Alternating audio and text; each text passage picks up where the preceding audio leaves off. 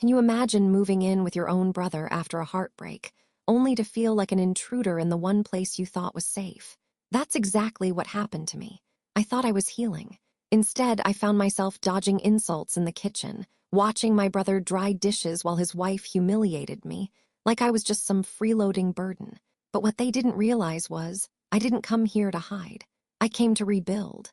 And they're about to learn what happens when you push someone too far. Stick around, this isn't just a story about betrayal. It's about what rises from the wreckage when you finally choose yourself. And what happens at the end of this story will definitely surprise you. I thought I'd catch my breath here. Phoenix was supposed to be a layover, not a battlefield. After my breakup with Ethan, Denver felt like a bruise I couldn't stop bumping into. So I packed 2 suitcases and moved into my brother Josh's guest room. He offered before I could even ask. "Stay with us as long as you need," he'd said. "Your family." It had been 2 weeks. This morning I was brushing my teeth when Melissa, Josh's wife, knocked on the bathroom door with a kind of tension that made my spine tight. "Claire," she said, voice clipped, "can you please not hog the shower every morning? Some of us have work too." I froze, toothbrush still in my mouth. "I was in there 10 minutes. 15, she cut in. "You live like a princess, just try to be aware, okay?" Princess, that stung. I swallowed my retort, rinsed my mouth, and stepped out. Now here we were, the 3 of us in the kitchen. Morning light spilling across the tile floor, the scent of over-roasted coffee clinging to the air. I stood awkwardly near the pantry. Melissa stirred oatmeal like it was an act of war. Josh washed dishes silently, water splashing with every glass he scrubbed too hard. "No almond milk?" Melissa asked, opening the fridge with a snap. "Guess we're just improvising now." "I didn't use it," I said quickly, voice small. "Maybe we're just out." She gave me a tight smile. "Funny how that happens." Josh didn't say a word, not even a glance, just kept scrubbing. My cheeks burned. My heart pounded. And suddenly the cold tile under my bare feet felt like ice. I'd been in this house for 14 days. 14 days of tiptoeing, folding my clothes perfectly, thanking Melissa for every meal like I was a guest at some B&B she never agreed to host. But this kitchen scene was the first time it felt like open season. "I'm sorry," I said, trying to sound calm. "If I'm causing issues, I can—" Melissa shook her head and laughed under her breath. "It's just funny, Claire. You come here after your little heartbreak, and now we're the ones adjusting." My mouth opened, but nothing came out. Josh rinsed a plate. Still nothing. Just that awful silence from my own brother. You know that feeling when someone's shouting at you without raising their voice? That's what Melissa mastered. The syrupy tone, the not-quite insults, the smile that cut sharper than a slap. And Josh, he just let it happen. I gripped the edge of the countertop. This wasn't about the shower. This was about territory. About being reminded that this wasn't my space, that I wasn't wanted. But here's the thing, being quiet never saved anyone, especially not in a house where silence only benefits the loudest voice in the room. Dinner that night was quiet, too quiet. Josh had texted me around 5 saying, "Hey, let's all eat together tonight. Melissa made her pasta." It read like a peace offering, or maybe a peace request. I almost didn't come out of the guest room. But guilt is a persuasive thing, especially when it comes from people you love, or used to love, or still love but in a different way now. I took my seat at the table just as Melissa was placing a dish of baked ziti in the center. She didn't look at me, didn't say a word. But her hair was curled like she'd been somewhere earlier, somewhere important. Josh filled 3 glasses of water, then sat. "Looks good," he said. Melissa finally met my eyes, briefly. "It's fine." The clink of forks, the scrape of plates, no music, no TV, just the sound of tension masked as civility. I ate slowly, focusing on chewing, swallowing, chewing again. The pasta was dry, overbaked, but I didn't dare say a thing. Josh cleared his throat. "So, Claire, how's the job search going?" There it was. The casual inquisition, framed like care. "I'm still sorting through listings," I said. "A few freelance gigs came in, nothing steady yet." Melissa let out the softest exhale, a laugh disguised as breath. I looked at her.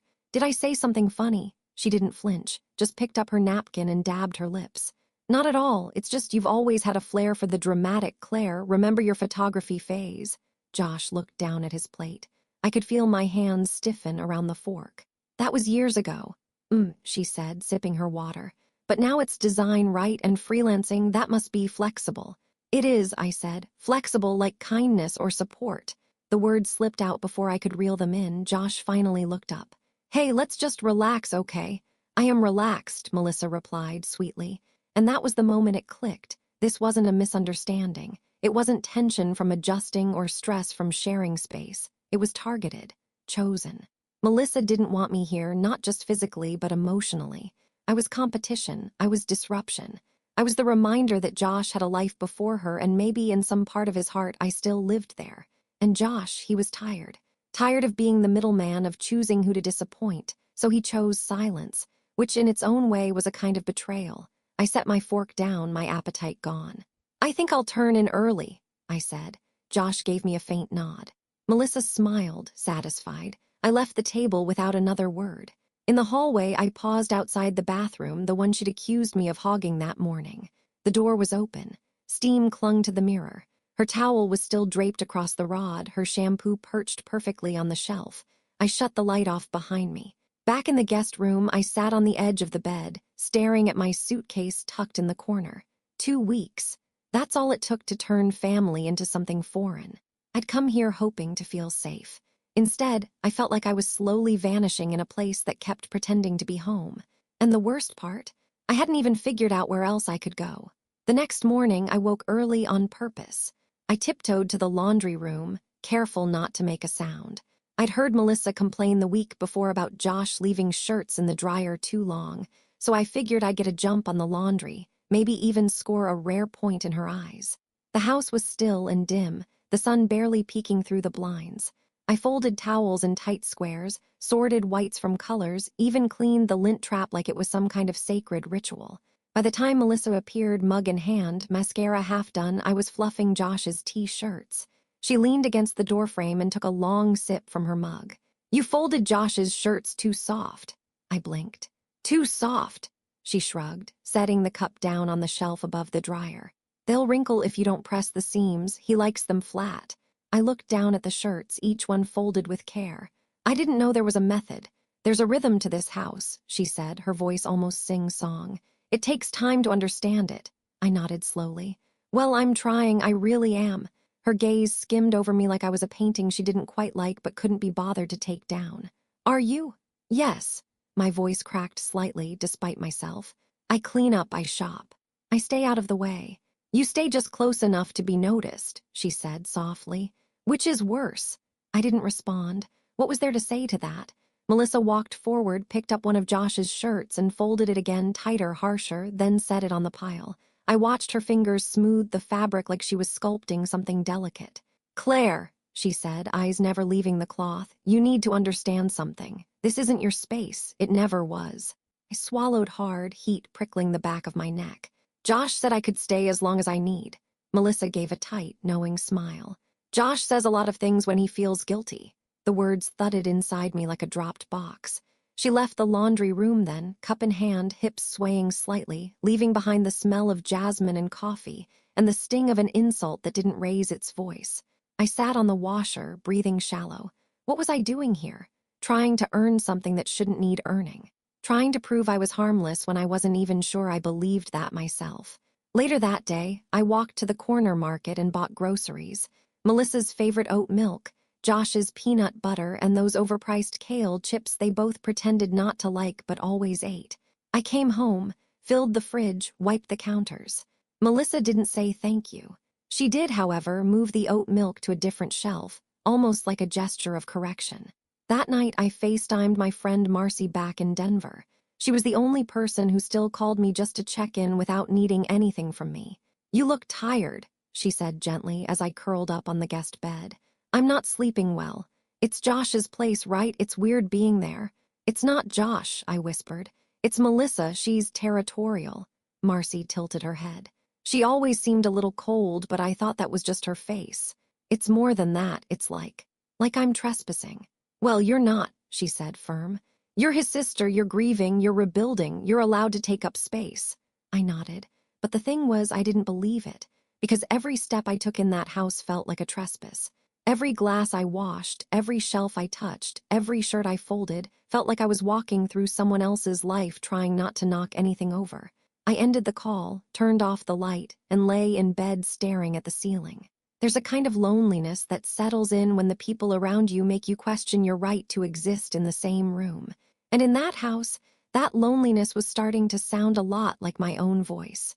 I heard the knock just after lunch, 3 solid raps against the front door. Melissa was upstairs on a call. Josh was still at work. I wiped my hands on a dish towel and opened it, expecting a delivery or a neighbor. Instead, I found my father standing there with a travel bag in one hand and a grin spread across his weathered face. "Dad," I breathed. He dropped his bag and opened his arms wide. "Well, are you gonna hug your old man or what?" My heart did something I wasn't ready for. It leapt. I flew into his arms, burying my face in his jacket. He still smelled like pine trees and campfire, like the Oregon woods he'd retreated to after Mom passed. I hadn't seen him in 6 months. "What are you doing here?" I asked, blinking back tears. He chuckled. "I figured it was time to see my girl, and Josh mentioned you were staying for a bit, so surprise." I stepped aside. "Come in." The house felt warmer instantly, his presence melting something stiff in the air. He dropped his bag by the couch and looked around with a fond nod. "Melissa's got this place looking sharp." "She's got a good eye," I said carefully. "Where is she?" "Upstairs, probably finishing a call." He turned to me, brow furrowed. "Everything all right, Claire?" I hesitated. There were 100 ways to answer that, and all of them felt too heavy for the front hall. He didn't press, just patted my shoulder. "Let's catch up." We settled in the living room. The same room that had felt so sterile just yesterday now felt like a fireside reunion. Dad reached into his jacket pocket and pulled out a small photo album, one I hadn't seen in years. "Found this cleaning out the garage," he said, flipping it open. "Figured you get a kick out of it." It was filled with old pictures, backyard birthdays, beach trips, my high school art show. There was one of Josh and me building a blanket fort, another of Mom in her garden, laughing with dirt on her cheek. I felt my throat tighten. "I didn't know you still had these." "Your mom kept everything," he said. "Even your kindergarten drawings. I thought I'd lost all this." Melissa came downstairs midway through our trip down memory lane. Her eyes darted between us, then landed on the album. "Oh," she said with a tight smile. "Didn't know we had visitors." Dad stood. "Hey, Melissa, sorry to drop in unannounced, just wanted to see my kids." She walked over and offered a stiff hug. "Of course, you're always welcome." Her tone said otherwise. "I'll make some coffee," she added, disappearing into the kitchen. "Don't let her fuss too much," Dad called after her. Then to me more quietly, "She always that uptight." I gave a small, embarrassed smile. "She's precise." We spent the afternoon flipping through photos, telling stories, laughing louder than we had in months. Melissa eventually returned with coffee but hovered rather than joined. She smiled when Dad looked her way, but her silence grew more pointed as the hour wore on. At one point, Josh came home and his entire face lit up. "Dad!" They hugged, and suddenly the house felt whole. For the first time since I'd arrived, I wasn't a guest. I was part of something again. And just like that, the living room turned into what it once was, family. That night, Melissa made dinner, rosemary chicken and potatoes. The 4 of us sat at the table, and for once the clink of cutlery wasn't the only sound. Dad told stories about his volunteer work in Oregon. Josh laughed more than I'd heard in weeks. I even caught Melissa smiling once, though she didn't meet my eyes. Later, while doing the dishes with Dad, I asked, "How long are you staying?" "Couple of days," he said. "Maybe more if you'll have me." "You should," I said quietly. "It's good having you here." He paused. "You okay, kiddo?" I hesitated, then I nodded. "Better now." He squeezed my shoulder. "Well, just know whatever's going on, you don't have to carry it alone."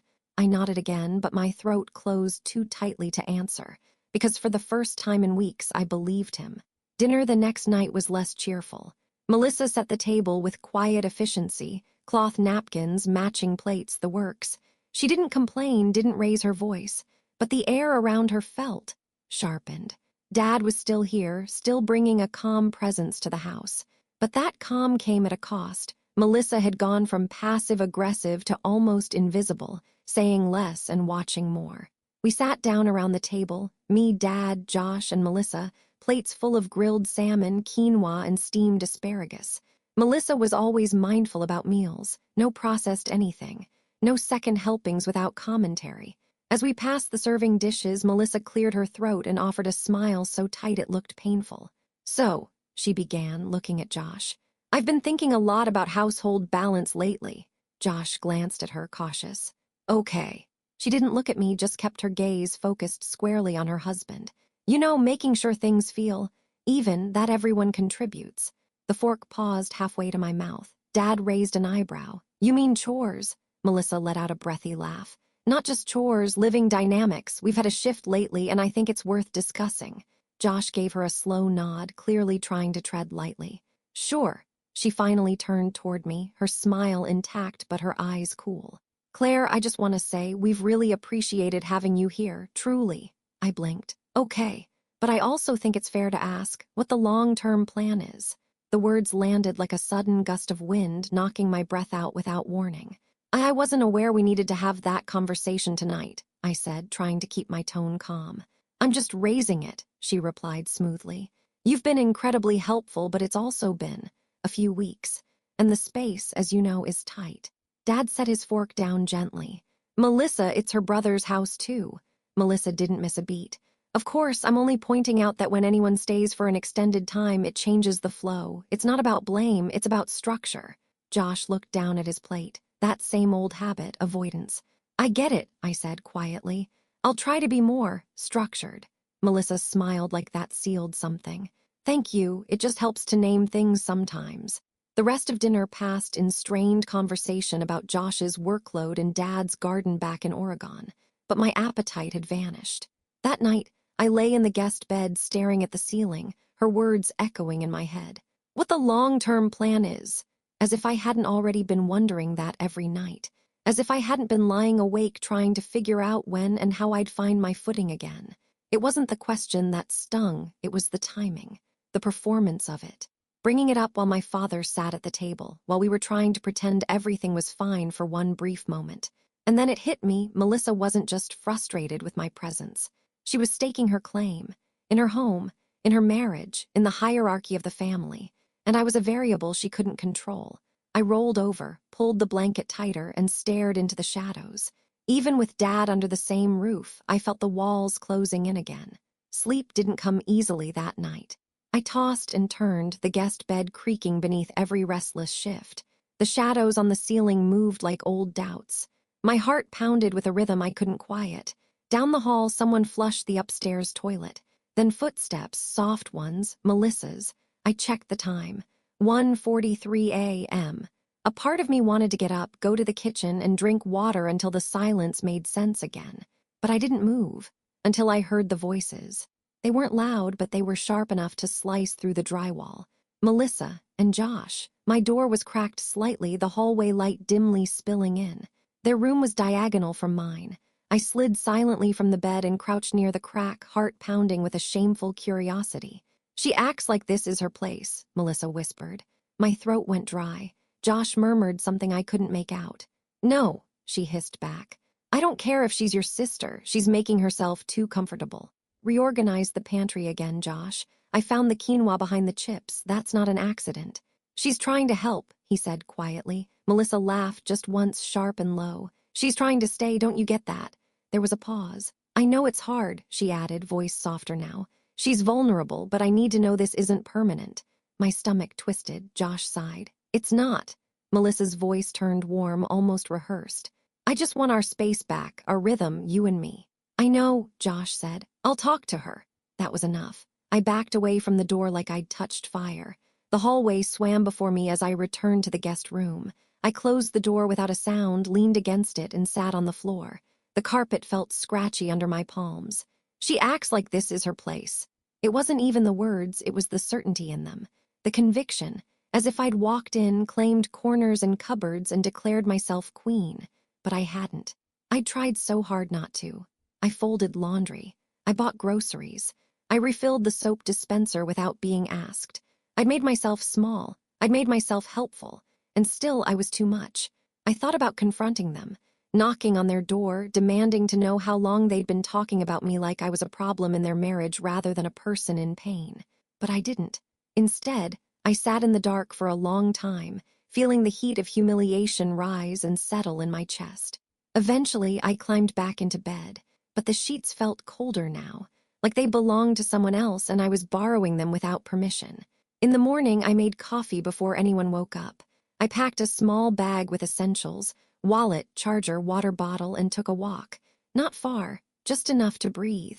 The Arizona sun was already warming the sidewalks. The sky was wide, too blue, like it didn't know how heavy people could feel under it. I sat on a bench at the end of the block and stared at the mountains in the distance. So solid, so unmoved. I didn't cry, I didn't scream, I just sat. And I thought about Melissa's words and Josh's silence and the reality I'd been avoiding since the day I walked through that door. I wasn't wanted here, not really. And maybe it was time I stopped pretending otherwise. The sun was high when I returned home. Yes, home. That's what I'd still been calling it in my head, even after the tension. Even after the pantry comments and the folded shirts and the passive sighs. Even after hearing Melissa whisper about how I didn't belong. Some part of me had still been clinging to the idea that this was a safe place, a temporary refuge. But walking back up that driveway, key in hand, I knew better. The house looked still, quiet. Josh's car was gone. Melissa's SUV sat perfectly parked in its usual spot. I imagined her inside, on a conference call, mug in hand, sighing into her headset, maybe talking about some brand deal that had to be reshaped before noon. I stepped inside. The cool air wrapped around me, familiar and foreign all at once. The scent of lemon cleaner hung faintly in the hallway like it had been sprayed just to erase the night before. I didn't stop to think. I walked straight into the guest room, pulled my suitcase from under the bed, and began folding clothes. No dramatic gestures. No teary letters, just motions. Quiet, deliberate. I packed only what I needed. The essentials, the pieces I'd worn on repeat, my sketchbook, my laptop. I left the blanket I'd brought from Denver. It felt ridiculous to carry it now, as if it held any warmth. I didn't bother trying to smooth the sheets afterward. It wasn't about neatness anymore. It was about space, giving them back theirs, reclaiming mine. I zipped the bag and paused, hand resting on the handle. Josh hadn't talked to me yet. Not after the dinner. Not after whatever he'd promised Melissa in the dark. Maybe he'd been planning to wait until the weekend. Maybe he was hoping it would resolve itself. Well, it just had. I walked to the kitchen and pulled out a small notepad from the drawer. I didn't leave a novel, just a few plain lines. Thanks for letting me stay. I'll be in touch soon, don't worry. I signed it with a simple C, no guilt. No blame, no war, just silence. Sometimes that's louder than any confrontation. I dragged my suitcase down the front steps and onto the sidewalk. I didn't call a rideshare. I didn't text a friend. I walked. The desert heat pressed against my back as I made my way to the nearest bus stop.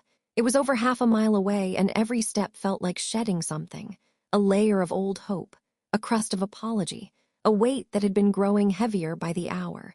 At the stop, I sat on the metal bench, suitcase beside me, waiting for the number 18.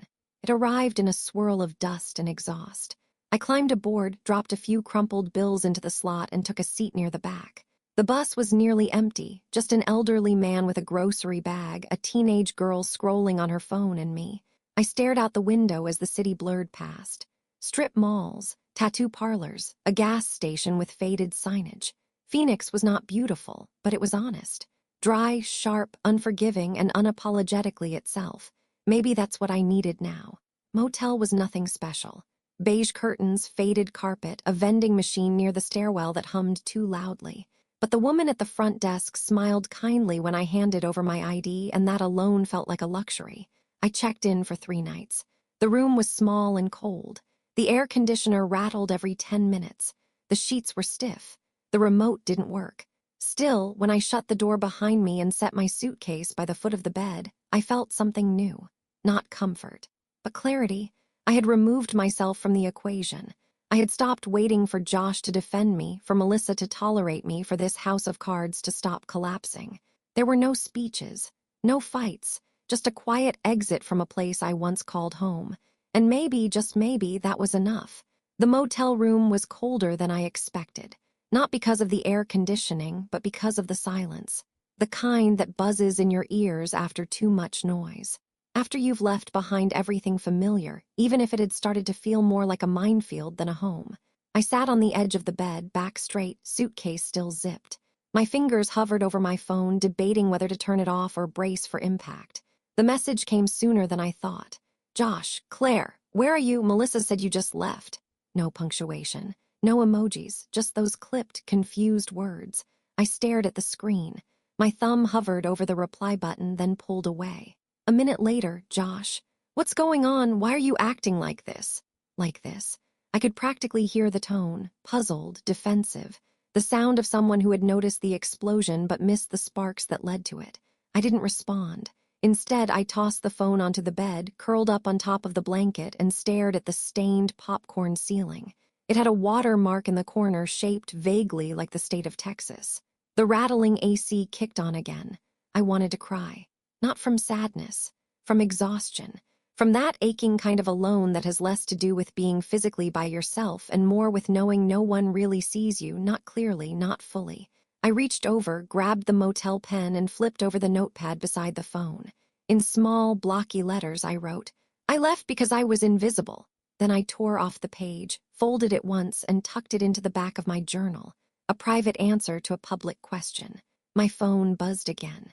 "Josh, Melissa's overwhelmed. She didn't mean anything. You're reading too much into it." There it was, the script. Melissa didn't mean anything. You're reading too much into it. You're being too sensitive. You're making this harder than it has to be. Every line, every phrase, I'd heard it before. Not just from Josh, from others, from exes, from teachers, from friends who'd turned cold. And every time I'd believed it a little, until now.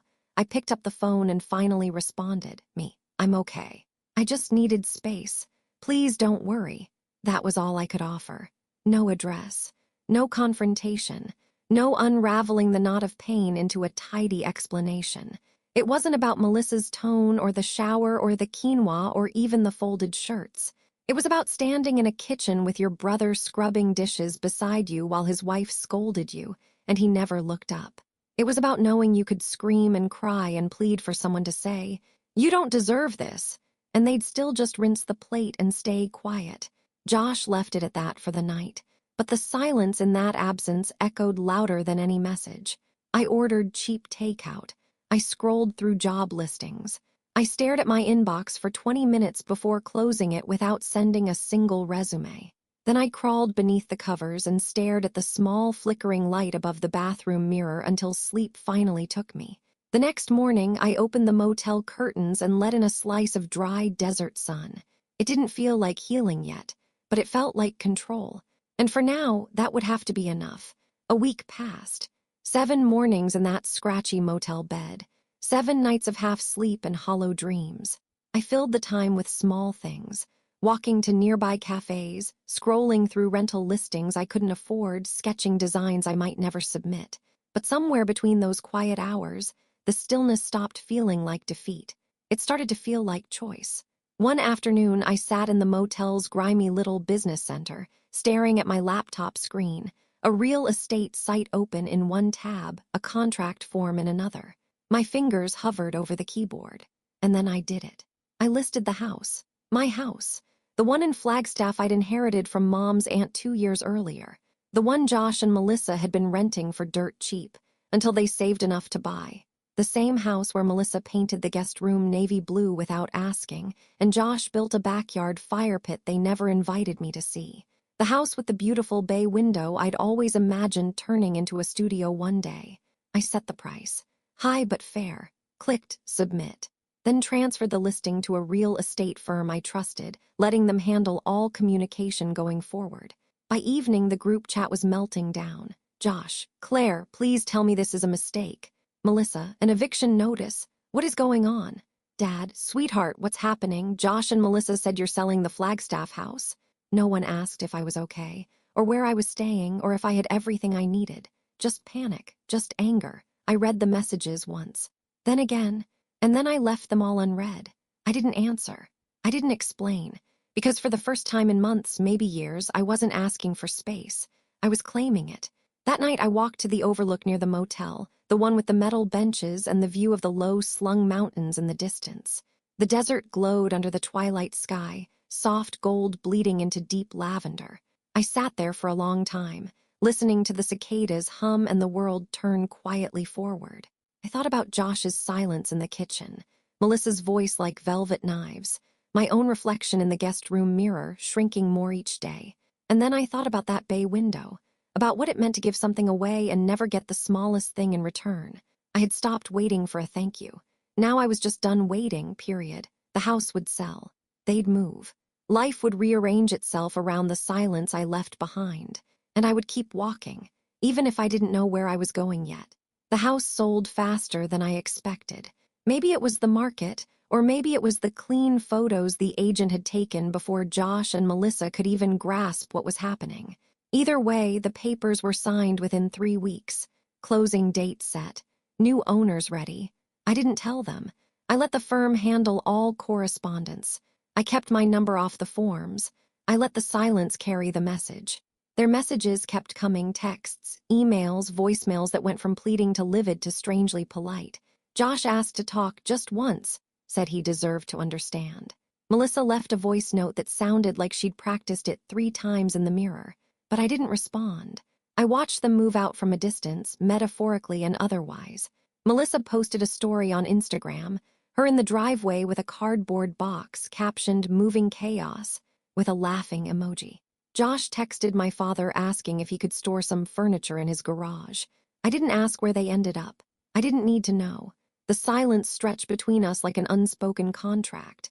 No explanations, no fights, just a quiet unraveling of ties once too tight. Thanksgiving came. No one called, no one invited. My absence, I imagined, sat like an extra seat at the table, acknowledged but unnamed. Christmas passed the same way. I spent it alone on purpose. I made cinnamon rolls from a recipe Mom used to keep folded in her cookbook. I wrapped a small gift for myself, a pair of sketch markers I couldn't quite justify buying all year. I watched snow fall on the motel parking lot like it was mine to witness alone. The new year arrived, and with it, a new lease. A modest studio apartment on the edge of Tempe. Nothing fancy, linoleum floors, a small balcony, humming pipes, but it was mine. Every square inch, mine. I painted one wall soft sage, hung up a string of warm lights, bought a second-hand desk, and finally started designing again, really designing with the kind of focus you can only find when you're not busy proving you belong. The family never stopped circling in the background. Occasional messages from Dad, a comment from a cousin on one of my posts. Hope things with Josh blow over soon. But I said nothing. Not out of spite. Not anymore. There was just nothing left to explain. They knew what happened. They just didn't understand why I didn't stay and defend myself. Because to them, silence meant surrender.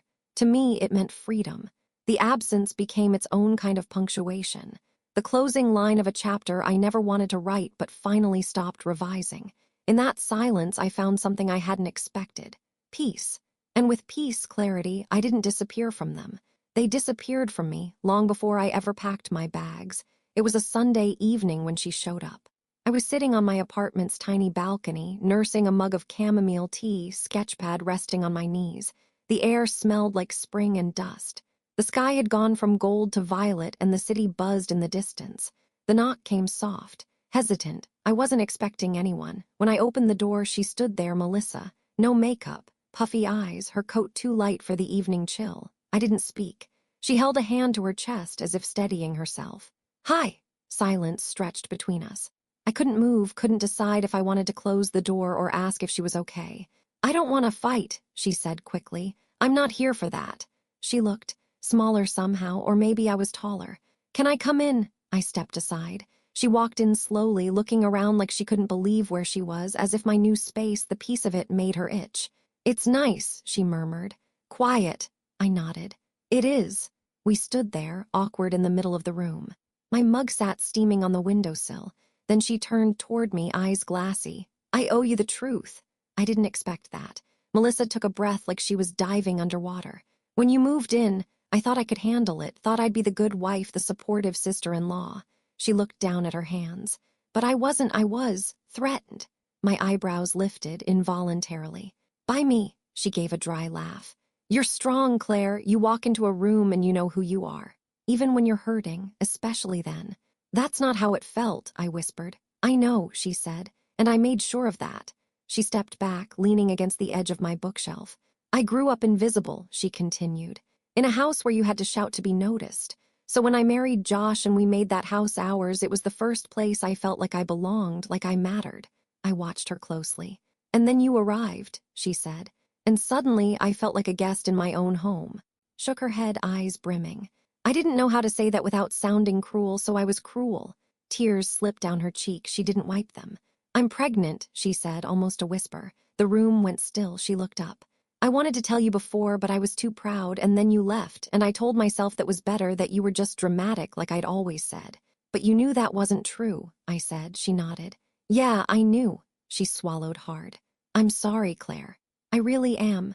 I wasn't protecting a house, I was protecting a fantasy. One where I was enough for Josh. One where I didn't feel like I was constantly being measured against someone better. My throat tightened. I didn't say the forgiveness she hoped for. Not yet. Maybe not ever, but I listened. Fully. Because for once her words didn't come coated in sugar or sarcasm. They came raw, real. We sat at my small kitchen table after that. I poured her some tea. She took it with both hands like it was a lifeline. I don't expect anything, she said. I just wanted you to know, I see it now, what I did, what we did. I nodded. Thank you. She stood after a while, buttoning her coat. I don't know if you'll ever want to be part of the baby's life, but if you do, I'd like that. She walked to the door, paused. You're stronger than I ever gave you credit for. Then she left. That night, I stared at the ceiling for a long time. And the next morning, I posted a photo to my story. A baby's rattle, hand-painted in soft yellows, sitting on a windowsill. The caption said, "For my niece." I didn't tag anyone, I didn't need to. Sometimes forgiveness doesn't come in words. It comes in gestures, in the quiet turning of a page, in the stillness that follows the storm. And in that stillness, something new begins.